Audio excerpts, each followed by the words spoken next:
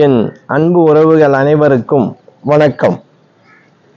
இந்த வீடியோவில் நம்ம பார்க்க இருக்கிறது 2025 மகாலய அமாவாசை தர்ப்பணம். இந்த மகாலய அமாவாசை தர்ப்பணம் யாருக்கு யாரெல்லாம் தர்ப்பணம் கொடுக்கலாம்? இந்த மகாலய அமாவாசையில் முன்னோர்களுக்கு இலை போடக்கூடிய நேரம், சரியான நேரம் எது? இந்த மகாலய அமாவாசை எந்த தேதியில் ஆரம்பிக்கிறது? எந்த நேரத்தில் தர்ப்பணம் கொடுத்து எந்த நேரத்தில் முன்னோர்களை வழிபட்டு இலை போட வேண்டும் அப்படிங்கிற ஒரு முழுமையா விளக்கமா இந்த வீடியோவில் நம்ம பார்க்க போறோம். ஒவ்வொரு அமாவாசைக்கும் நம்ம இது போலதான் நம்ம வழிபடக்கூடிய நேரம், இலை போடக்கூடிய நேரம் கொடுத்துருக்கோம். அதனால ரொம்ப அன்பு உறவுகள், எங்களுக்கு நல்லா சந்தோஷமா இருக்கு நீங்க சொல்றது. எங்களுக்கு இந்த இலை போடக்கூடிய நேரம் தெரியாம ராகு காலத்துல போட்டிருக்கோம், யமகண்டில் போட்டிருக்கோம். ஆனா நீங்க சொல்லக்கூடிய நேரங்களை இப்ப நாங்க ஃபாலோ பண்றோம், நல்லா இருக்கு, மனசுக்கு நிறைவா இருக்கு அப்படின்னு சொல்றாங்க. அதுபோல இனி வரக்கூடிய அனைத்து வீடியோக்கள்லையும் ஒரு தெளிவான விளக்கத்தோடு நம்ம வீடியோ இருக்கும். சரி, நம்ம வீடியோக்குள்ள போலாம். இந்த மகாலய அமாவாசை எந்த தேதியில ஆரம்பிக்குது அப்படின்னா 21/9/2025 ஞாயிற்றுக்கிழமை நமக்கு மகாலய அமாவாசை ஆரம்பம்.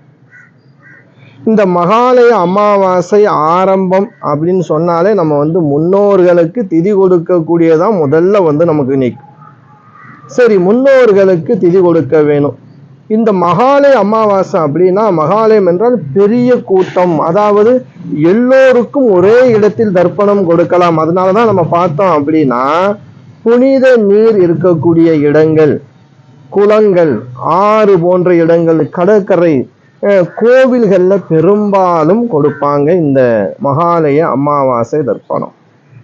சரி, மகாலய அமாவாசை தர்ப்பணம் இப்ப தாய் தந்தை இல்லை அப்படின்னா அவங்களுக்கு நம்ம பசங்க கொடுக்கலாம். அதே போல நம்மளுடைய ஆசிரியர் இறந்து போயிருக்கார், அவர் திதி தெரியாது, நம்மளுடைய குருநாதர் இறந்து போயிருந்திருக்கார், அவங்க குடும்பம் பண்றாங்க. ஆனா நம்ம அது ஒரு சிஷியனா இருந்து இந்த தர்ப்பணத்தை அவங்க பேரை சொல்லி கொடுக்கலாம். உங்க நண்பர்கள் யாராக இருந்தாலும், என்னுடைய உயிர் நண்பனுங்க இப்ப இல்லை, இத்தனை வருஷம் ஆச்சு, அவங்க குடும்பத்துல கொடுத்தா கூட நீங்க ஒரு நண்பராக இருந்து கொடுக்கக்கூடிய அற்புதமான இந்த மகாலய அமாவாசை, அதான் சொல்லுவாங்க எல்லோருக்கும் கொடுக்கக்கூடிய மகாலய அமாவாசை. நம்ம பித்ருக்களுக்கு மட்டும் இல்லைங்க, உங்களுடைய நண்பர்கள், சொன்னது போல உங்களுடைய ஆசிரியர்கள், உங்க குருமார்கள் யாருக்கு வேண்டுமானாலும் இந்த மகாலய அமாவாசையை தர்ப்பணத்தை அவங்க பேரை சொல்லி எள்ளு தண்ணி கொடுக்கலாம். சரி, எந்த நேரத்துல நம்ம எள்ளு தண்ணி கொடுக்க வேண்டும் அப்படின்னு பார்த்தோம் அப்படின்னா, சூரிய உதயம் சொல்லுவோம் 6 மணிங்க. இந்த 6 to 7 இருக்கு இல்லையா, ரொம்ப விசேஷமான நேரம். ஏன் அப்படின்னா, இந்த ஞாயிற்றுக்கிழமை இந்த 1 மணி நேரம் ரொம்ப விசேஷங்க. இந்த ஞாயிற்றுக்கிழமை இந்த 1 மணி நேரம் விசேஷம். என்ன விசேஷம் அப்படின்னா, சூரிய பகவான் ஓரை இருக்கும். சூரியன் தானே பித்ரு, தந்தை காரகன் சொல்லுவோம். அவருடைய அந்த ஓரை இருக்கும்போது இந்த ஓரையில செய்யக்கூடிய பாக்கியம் அன்பு உறவுகளுக்கு கிடைச்சது அப்படின்னா கண்டிப்பாக இந்த 6 to 7 கண்டிப்பாக தர்ப்பணம் கொடுங்க. எல்லா இடங்கள்லையும் இந்த தர்ப்பணம் நடக்கும், கோவில்கள்ல பெரும்பாலும் நடக்கும். அப்படி உங்க ஊருக்கு பக்கத்துல எப்படி அங்கே செய்யப்படுறதோ அதை தெரிஞ்சுக்கிட்டு முன்கூட்டியே போய் என்ன தேவையான பொருட்கள் என்னவோ அதெல்லாம் நீங்க வாங்கிட்டு போய், தர்ப்பணத்துக்கு சில கோவில்ல வச்சிருப்பாங்க, சில இடங்கள்ல நம்ம தான் வாங்கிட்டு போற மாதிரி இருக்கும். அப்படி சூழல் இருந்துச்சு அப்படின்னா நீங்களே அந்த பொருள் வாங்கிட்டு போய் அங்கே தர்ப்பணம் கொடுக்குறவங்க கொடுத்து கண்டிப்பா எள்ளு தண்ணி கொடுங்க. காலையிலேயே நம்ம என்ன தர்ப்பணம் கொடுக்குறவங்க காலையில எந்த உணவும் எடுத்துக்கொள்ள கூடாது. உங்க முன்னோர்களுக்காக, உங்களுக்காக, உங்களுடைய முன்னோர்களுக்காக நீங்க தர்ப்பணம் கொடுக்கக்கூடிய அன்பு உறவுகளாக இருந்தே உங்களுடைய தாய் தந்தை தாத்தா பாட்டி எல்லோருக்கும் கொடுக்கலாங்க. அப்படின்னா காலையில என்ன சொல்லுவாங்க, டீ குடிக்கிற வழக்கம் இருக்கும், காப்பி குடிக்கிற வழக்கம் இருக்கும், அதெல்லாம் நிறுத்திக்கிறங்க. ஜலம் தண்ணி சாப்பிட்டுக்கிறலாம். அந்த தர்ப்பணம் கொடுத்து முடிஞ்சதுக்கு பிறகு நீங்க ஏதாவது டீ காப்பி எடுத்துக்கிறலாம், உணவு எடுத்துக்கிற கூடாது.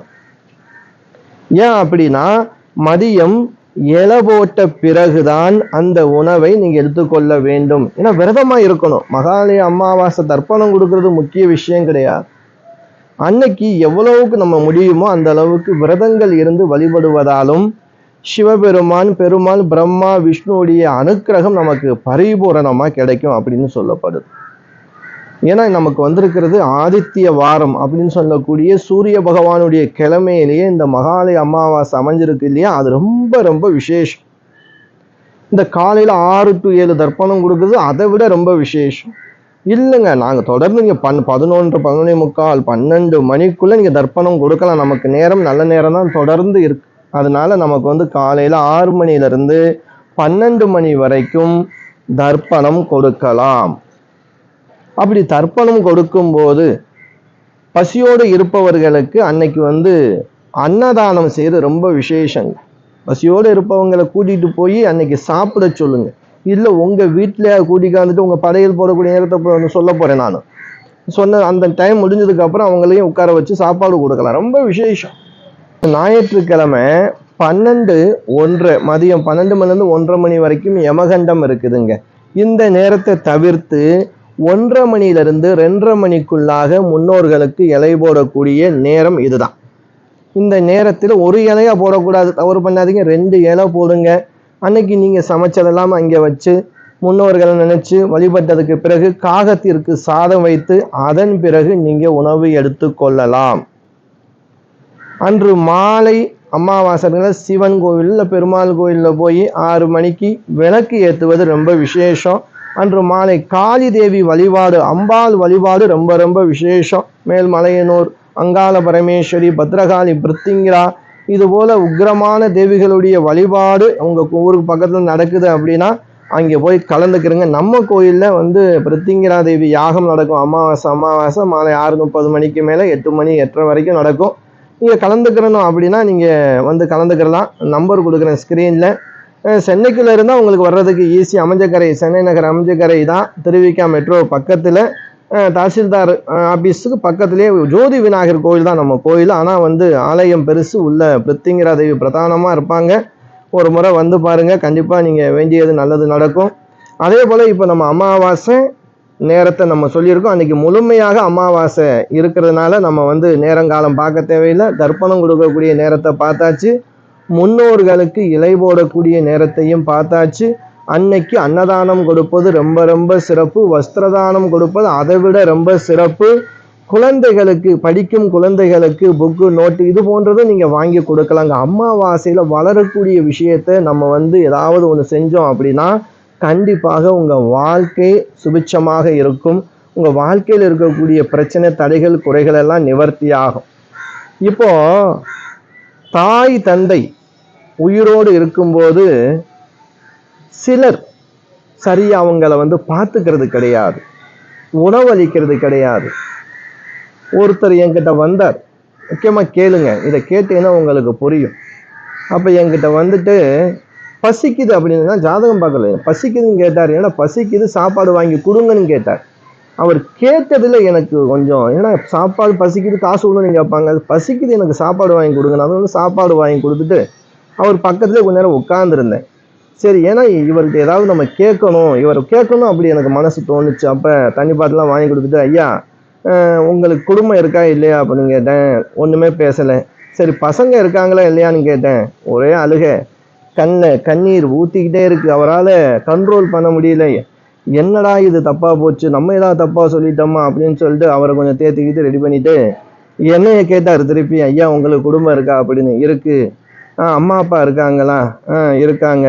சரி, பார்த்துக்கிறங்க, சாப்பாடு கொடுங்க, அவங்கள கடைசி வரைக்கும் பார்த்துக்கிறங்க. என்னதான் கல்யாணம் ஆனாலும் சரி அவங்கள கை விட்டுறாதீங்க. 2வது என்ன விஷயம் அப்படின்னா, யாரையும் நம்பாதீங்க. உங்களுக்குன்னு ஏதாவது சேர்த்து வச்சுக்கிறங்க, பணம் காசு சேர்த்து வச்சுக்கிறங்க. கடைசி காலத்தில் என்ன மாதிரி ரோட்டில் நிற்காதீங்க. நான் 6 பிள்ளைய பெற்றவன், ஆம்பளை பையில. என் மனைவி தவறிட்டாங்க. இந்த 6 பசங்களும் எனக்கு ஒருத்தங்க கூட சாப்பாடு போடலை. என்னை அங்கிட்டும் இங்கிட்டும் அலைய விட்டாங்க. நானும் போய் அவங்கக்கிட்ட போய் 1 மாதம் ஒவ்வொரு வீட்டில் இருக்கிறதுக்கு எனக்கு பிடிக்கல. ஏன்னா ஏதோ நான் பெற்ற பிள்ளைங்க யாராவது ஒருத்தங்க எனக்கு பலமாக இருப்பான்னு பார்த்தா 28ஆம் தேதி வரும்போதையே நைட்டே பேச ஆரம்பிச்சுறாங்க. நாளைக்கு தம்பி வீட்டுக்கு போயிருங்க அப்படின்னு. என்னமோ இன்னும் வாடகை பொருள் மாதிரி ஆக்கிட்டாங்க அப்படின்னு ரொம்ப மன கஷ்டப்பட்டார். என்னடா இது? அதான் என்ன சொல்ல வர்றேன் அப்படின்னா, இப்படி எல்லாம் அவர் மறைஞ்சதுக்கு அப்புறம் கர்மாவை சம்பாரிச்சுட்டு அதுக்கப்புறம் அதுக்கு ஃபோட்டோ வச்சுட்டு அமாவாசைங்கிற பேரில் பெரிய படையலை போட்டு எப்படி நமக்கு கர்ம வினை இருக்குது, பித்ருகள் தோஷம் இருக்குன்னு அப்புறம் போயிட்டு அந்த ஃபோட்டோக்கிட்ட போய் அழுவுறதும் உட்காரதும் அவங்க நினச்சி கஷ்டப்படுறதும் இது தேவையா? இருக்கும் போதையே தாய் தந்தை இருக்கும் போதையே அவங்கள வந்து கஷ்டப்படுத்தாம கண் கலங்காம அவங்கள நல்ல பக்கத்துல இருந்து பார்த்துக்கிட்டோம் அப்படின்னா இந்த மாதிரி கர்ம வினைகள் பித்ருக்கள் தோஷங்கள்லாம் நமக்கு வராது, நம்ம குடும்பம் நல்லா இருக்கும். இந்த தவறுகள் இருக்கிறதுனால அவங்க போய் கஷ்டப்பட்டு முதியோர் இல்லத்துல போய் விட்டு அவங்க கஷ்டப்பட்டு அவங்க கண்ணீர் விட்டு அந்த பாவ கர்மாக்கள் தான் நம்மளை பாதிக்காட்டாலும் நம்மளுடைய 2 தலைமுறைக்கு அப்புறம் பிள்ளைங்களை கண்டிப்பாக பாதிக்குங்க. இதெல்லாம் வராம இருக்கணும் அப்படின்னா நீங்க எப்படி இருந்தாலும் பெத்தவங்களுக்கு சாப்பாடு போடுங்க, கடைசி வரைக்கும் உங்களை பார்த்துக்கிறங்க. இது போன்ற நிகழ்வுகளை ஏன்னா 5-6 பிள்ளைய பெற்று நடு ரோட்ல வந்து நின்று சாப்பாடு வாங்கி கொடுங்கிற ஒரு நிலைமைக்கு யாரும் ஆக்கிடப்படாதுங்கிறதா என்னோட மனசுல இருக்கிறது இந்த வீடியோல சொல்றேங்க. இது எத்தனை பேருக்கு பிடிச்சிருக்கு அப்படிங்கிறது எனக்கு தெரியல. கண்டிப்பா இந்த வீடியோ உங்களுக்கு பயனுள்ளதா இருந்துச்சு அப்படின்னா உங்க உறவினர்கள் நண்பர்களுக்கு இந்த வீடியோவை ஷேர் பண்ணுங்க. நம்ம வீடியோ புதுசாக பார்க்கக்கூடிய அன்பு உறவுகளாக நீங்க இருந்தீங்க அப்படின்னா அன்பு உறவுகளை சப்ஸ்கிரைப் பண்ணி வச்சுக்கிறங்க. அடுத்தடுத்து நல்ல வீடியோக்கள் உங்களை தேடி வரும். அடுத்த வீடியோவில் சந்திக்கும் வரை நான் உங்கள் ஈஸ்வரன் சீதாராம ஜோதிடர். அனைத்து என் அன்பு உறவுகளுக்கும் வணக்கம்.